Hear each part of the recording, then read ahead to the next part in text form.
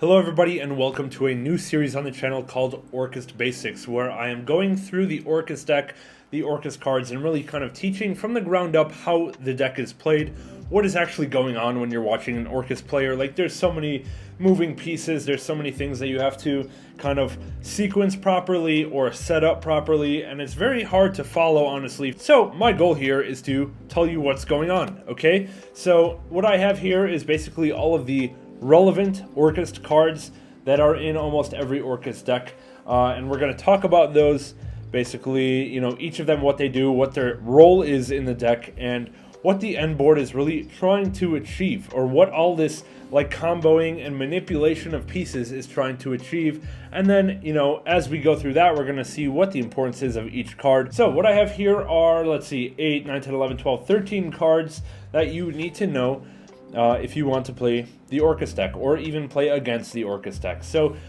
I have them grouped a little bit up here in the main deck monsters. So we have 4 cards here on the left. We have Dark Refer, Armageddon Knight, girsu the Orcust mekk-knight, and Orcust Nightmare. Okay, all of these cards have a role, and that is dumping one of these 4 cards into the graveyard. Okay, why do we want these 4 cards in the graveyard? Well, these 4 cards all summon Orcust monsters from somewhere different. Okay, World Legacy World Wand summons a banished Orcust monster. Harp Horror summons an Orcust from deck.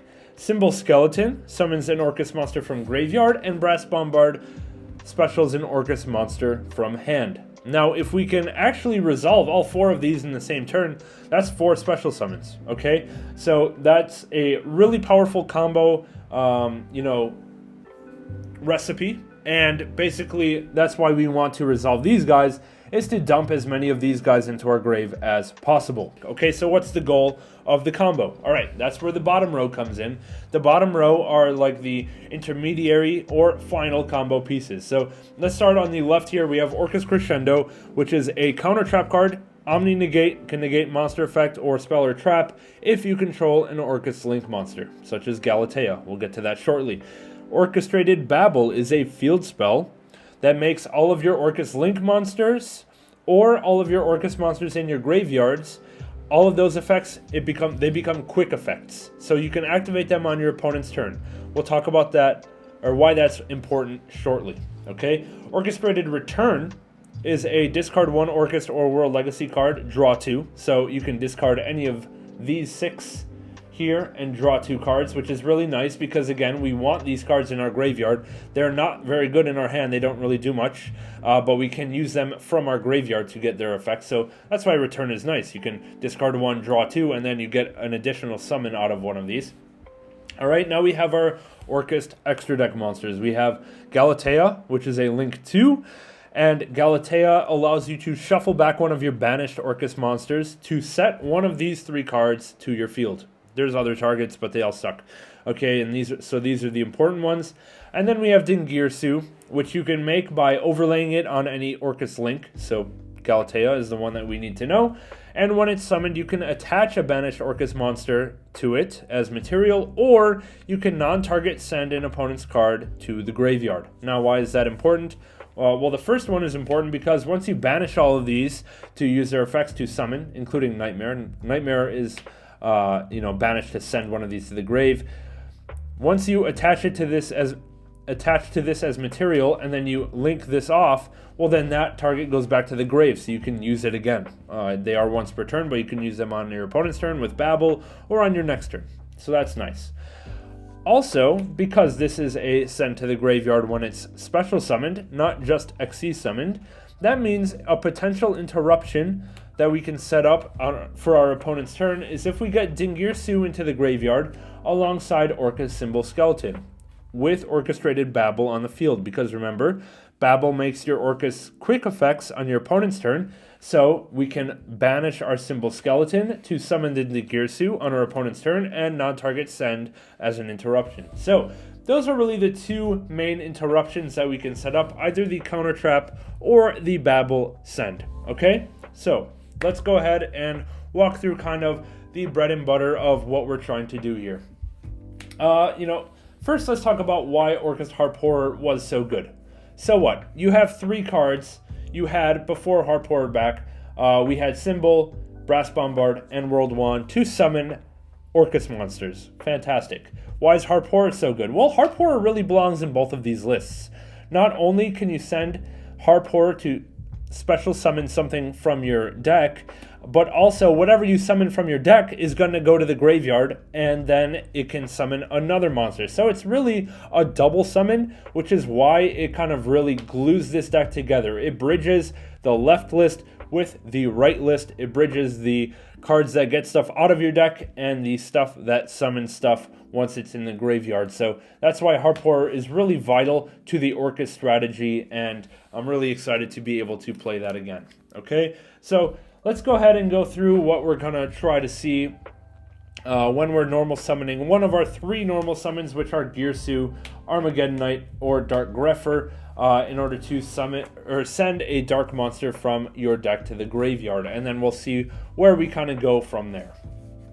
Okay, so we're gonna keep it very simple here. We're gonna use Armageddon Knight here, and Armageddon Knight has a very simple effect, which is when it's summoned, you can send a dark from your deck to the graveyard. So let's go ahead and normal summon Armageddon Knight, and we're gonna activate effect. Now, because we have no graveyard, no banished pile, really the only good target to send here is going to be an Orcust Harp Horror.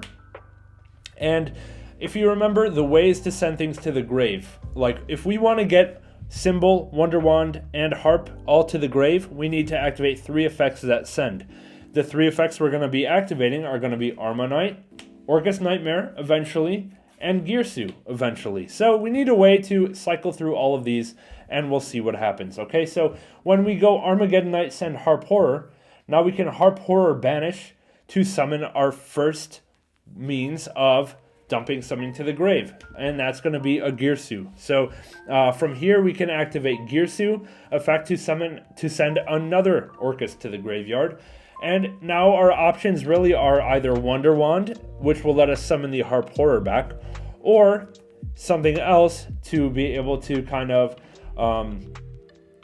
set up a different kind of strategy. And I think the best send here is going to be an Orcust Nightmare, because really there's no point of summoning back this Harp Horror because it's already burnt. Like, we've already used that effect, so we want to kind of get more stuff going on. We want to use that Cymbal Skeleton, we want to use that Wonder Wand, and that's why Orcust Nightmare is going to be nice here. And in addition to that, we're going to want to load up our banish pile a little bit, because Galatea is going to have to shuffle stuff back. Then Girsu can attach stuff to put it to the graveyard, and then we're going to be all kind of set up for the next turn and for our interruptions. Okay, so we have Girsu as our second send. We're going to send Nightmare. Now, from here, there's nothing to do. We can link off into Galatea immediately, but let's go ahead and activate the Nightmare, banish that to send a different Orcust monster to our graveyard. And here I'm going to want to send a Cymbal Skeleton. Now, I'm sending Cymbal Skeleton because my goal is to set up the Babel on my field with a Dingirsu in the grave. So I'm going to show you guys how we're going to do that, okay? So we're going to go ahead and now link off Armageddon Knight and Girsu for a copy of Galatea, okay? Now, Galatea's effect, we can shuffle back one of our banished Orcust monsters into the deck, and then set a Orcust Speller Trap card to our field. So we're going to go ahead and do that now, and we're going to shuffle back our Harp Horror. Now, why is that? Well, because eventually we're going to get our Orcust Nightmare into the graveyard again anyway. And that means we're going to just be able to banish the Nightmare to send the Harp another time. And that's a little bit better than just using the Harp directly, because we are able to just get a little bit of attack boost out of it, and we can also be a little bit flexible if maybe we don't actually want the Harp, we want to send World One, or we want to send Bombard. Well, then we have the option later to change our mind. So we can go ahead and keep Nightmare in play. We're going to take the Harp Horror, put it back in our deck, and that will allow us to set an Orchestrated Babel to our field.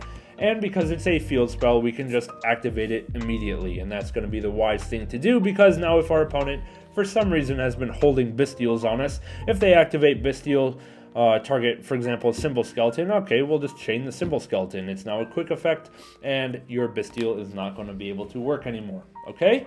So from here, what are we going to do? All right, so from here we still have a Cymbal Skeleton that we can use to summon back an Orcust from our graveyard. And don't forget, our girsu is an Orcust monster, so that would be the target. Or we can overlay a girsu right away.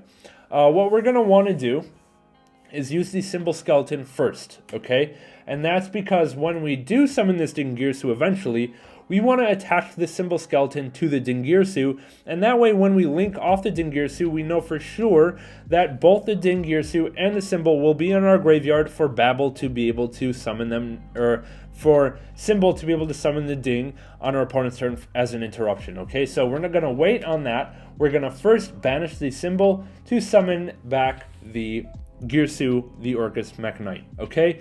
And from here, now we can go ahead and XC summon the ding, and we're going to use ding's effect to attach the cymbal to our girsu, okay? And now what we can do is link off the girsu and the original girsu for a copy of basically the honorary member of the Orcust extra deck, IP Masquerena. And from here, we pass turn. Now what the hell am I doing? Okay, you know, because we have IP with nothing else to summon, like what's going on? Well, we don't have nothing else to summon necessarily. Remember, we have Babel, okay? And that means on our opponent's turn, whenever we want, we can banish this cymbal skeleton to summon out a girsu, and then girsu on summon will be able to send, okay? And now we have a target for IP, and then we can go into IP plus girsu into our other honorary Orcust extra deck monster, SP Little Knight. So now we have SP banish on summon, we have SP banish later, and we already had a ding send. So basically, setting up Babel plus IP with cymbal ding engrave is 3 interruptions on its own. And that's why Babel can actually be quite a bit better than the Crescendo, because for a long time I was like, what's better than setting up an Omni Negate counter trap? Like, you can't respond to that. That's awesome. Why would we go for Babel? Well, Babel kind of goes with the rest of your cards a little bit better.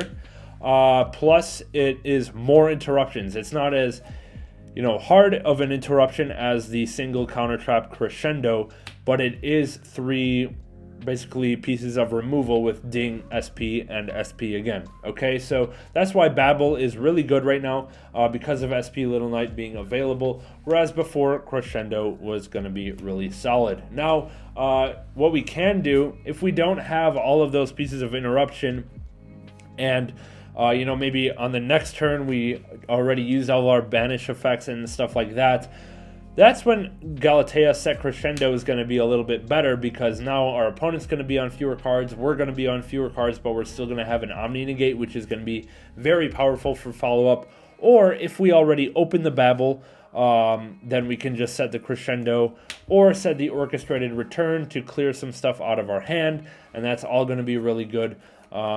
Depending on what is going on in our hand and stuff like that, okay? Now, on the next turn, our goal is going to be trying to probably dump a World Wand so that we can summon back the Nightmare. Nightmare, when it goes to grave, we can banish that, summon out the Harp from deck. Send the Harp, and then Harp can summon from deck Brass Bombard or something like that. Like, we just are trying to continually cycle through. Remember, Galatea will be able to shuffle these back. Girsu will be able to reattach these. So we are going to be able to kind of go through all of our combos pretty well, pretty consistently. Like, this deck grinds quite well because we can use each of our effects pretty continually. Okay, so now that we've gone through that and why Babel is going to be fairly strong, we're now going to talk about one more combo and the rest of Girsu's effect. And I didn't really bring that up because that kind of complicates matters, but if we read Girsu, Girsu also has an effect where if I control no more monsters, when he's summoned, we can summon a token to my field and to my opponent's field, okay? in addition to his Foolish to the Graveyard effect. So let's start over. 1-card combo, girsu. We're going to go girsu effect, send Harp Horror. Just like we started with Armageddon Knight, send Harp Horror last time, we're going to go ahead and do it with girsu here. But now, after that resolves, we can use girsu's other effect to summon tokens. Now, I only have 1 token on me, but your opponent is going to get a token as well, and this is a level 1 Machine Dark. Now, if we read our copies of Galatea or SP Little Knight, they all use effect monsters, and that's why every Orcust extra deck plays a copy of Link Kuriboh. It's for this 1-card combo, because we're going to need to link off our token for a Link Kuriboh in order to go into our better extra deck monsters. Now, why aren't we playing Anima? That's because Anima requires a non-token as material, level 1. So even though this token is level 1, don't get baited into playing Anima and thinking you're clever. You do have to play the Link Kuriboh, because that's really the only good target here. So now that we have Link Kuriboh and girsu on board with Harp Horror engraved, we're pretty much set to go in a very similar manner to how we did last time. So we're going to be able to go ahead and we can, I don't know, it doesn't matter really what order. We can use Harp Horror now to summon out a copy of Nightmare to our field, and then we can use Nightmare and Link Kuriboh for a copy of Galatea. Galatea can shuffle back the Harp Horror to set a Babel, and then we can activate it. We go ahead and go Nightmare. Nightmare can now dump World Wand. Now there's no, you could dump Skeleton. Yeah, it doesn't matter too much. We're going to go ahead and use the World Wand banish here. We're going to summon the Nightmare. Now we can overlay the Galatea for Dingirsu. Dingirsu can attach the World Wand. And now we can go ahead and link 2 once again with probably the Nightmare into a copy of IP. And now we have IP plus girsu plus Dingirsu engraved. But oh wait, we forgot the cymbal skeleton. Don't worry, Babel makes our Nightmare a quick effect on our opponent's turn, so even though it's once per turn, we already used it on our opponent's turn, we can use it again. Go ahead, Nightmare will be able to dump the cymbal skeleton to our graveyard, and now whenever we want, we can banish that cymbal skeleton to summon back the Ding. Ding we'll be able to send. We can go IP for 2 into SP. We can go IP for 3 if we need to, or anything like that. So yeah, those are going to be our options for plays with just the 1-card girsu combo. Okay, so that kind of wraps up the basics of what I wanted to talk about for Orcust and what you need to know really about the Orcust cards. Please let me know in the comments below if you have any questions about these kind of Orcust plays and what the deck is trying to do. Remember, we're trying to send as many Orcust things to our graveyard as possible because we can use them to extend, once per turn. So that's really what we're going for. Galatea, set Babel, activate Babel. Babel lets us go into IP, then we can summon Dingirsu, go into SP, and all that kind of thing. Okay, so yep, that kind of wraps it up for the Orcust basics, and then in a future video, I will show my personal Orcust deck profile, which I've been working on for a little bit, and it is definitely spicy. I have not seen any of these tech cards that I'm choosing to play in anyone else's Orcust deck, so hopefully you guys enjoy that. Subscribe so you don't miss it, and with that, I'll catch you in the next one. Have a good one.